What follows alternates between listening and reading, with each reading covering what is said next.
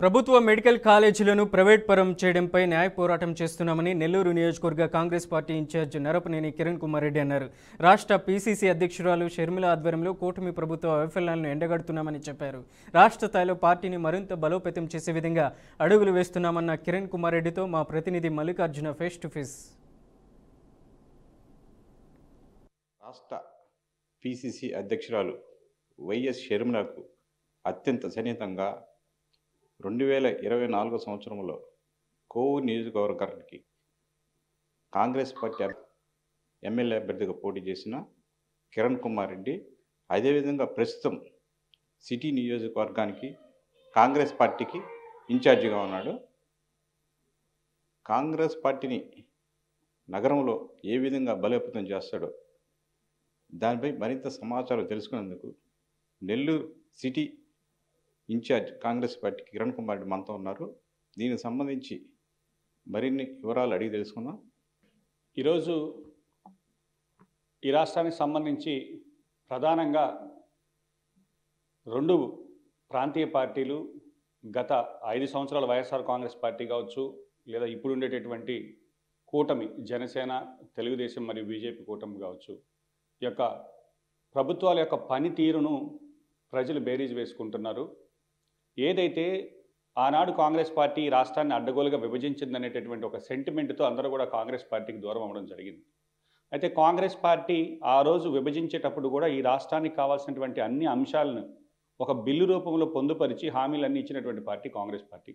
గత 10 సంవత్సరాలుగా అటు తెలుగుదేశం ప్రభుత్వం, బీజేపీ గతంలో కూడా 2014 నుంచి 19 వరకు బీజేపీతో ఉండి ఈ రాష్ట్రానికి రావాల్సినటువంటి ఏదైతే మనకి ఈ యొక్క విభజన చట్టంలో ఇచ్చినటువంటి అంశాలన్నింటినీ కూడా పొందడంలో విఫలమైంది.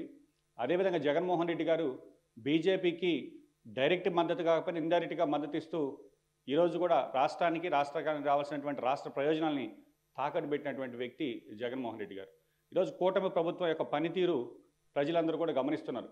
ఏదైతే నిరుద్యోగ భృతి కావచ్చు, మహిళలకు ఇస్తాననేటటువంటి నెలకు 1500 రూపాయలు కావచ్చు, ఇవన్నీ కూడా సూపర్ 6 అమలు పరచడంలో విఫలమయ్యారు. ఈరోజు దాదాపు 2 సంవత్సరాలు గడుస్తున్న ఒక్క కొత్త పెన్షన్ ఎక్కడా కూడా రాష్ట్రంలో శాంక్షన్ చేసినటువంటి వృద్ధాప్య పెన్షన్లు కావచ్చు, ఇవన్నీ ఏది కూడా దగ్గర ఒక జిల్లాకు 10 నుంచి 15,000 అప్లికేషన్స్ పెండింగ్లో ఉంటే కొత్త పెన్షన్స్ మంజూరు చేసినటువంటి దాఖలాలు కూడా లేవు.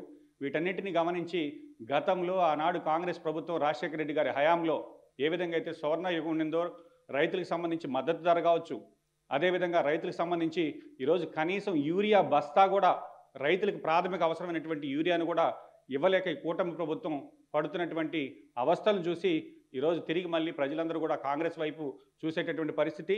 ఈరోజు షర్మిలారెడ్డి గారి నాయకత్వంలో ఈరోజు రాష్ట్రంలో ప్రధాన ప్రతిపక్ష పాత్ర పోషిస్తున్నాం. రాష్ట్రంలో ప్రజలకు సంబంధించినటువంటి ప్రతి అంశం మీద కూడా పోరాడేటటువంటి వ్యక్తి షర్మిలారెడ్డి గారు, పోరాడేటటువంటి పార్టీ కాంగ్రెస్ పార్టీ.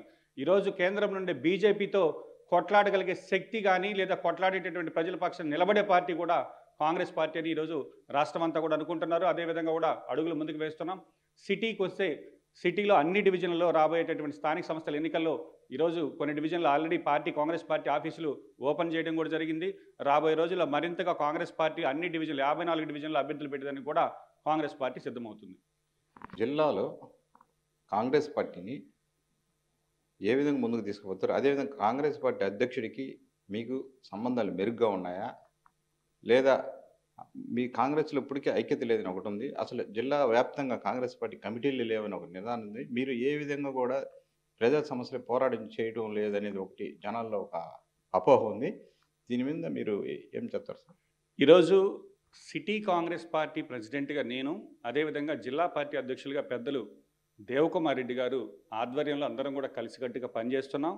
దేవకుమార్ రెడ్డి గారికి నాకు మధ్య విభేదాలు ఉన్నాయనేటటువంటిది అంతా కూడా అపోహ. షర్మిలమ్మ గారి నాయకత్వంలో కాంగ్రెస్ పార్టీ బలోపేతానికి అందరం కూడా కలిసికట్టుగానే పనిచేస్తున్నాం.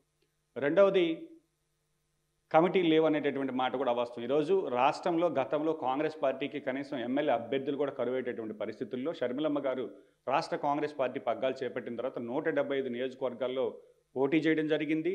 అదేవిధంగా ఈరోజు 175 నియోజకవర్గాలకి ఇన్ఛార్జీలు ఉన్నారు, మండల పార్టీ ప్రెసిడెంట్స్ ఉన్నారు.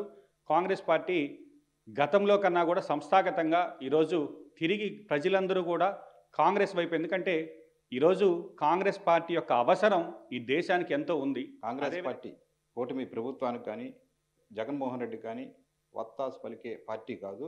కాంగ్రెస్ పార్టీకి అనేది ఉద్యమాల నుంచి పుట్టిన పార్టీ. దీన్ని ఎవరు కూడా ఈ పార్టీని ఆపలేరు.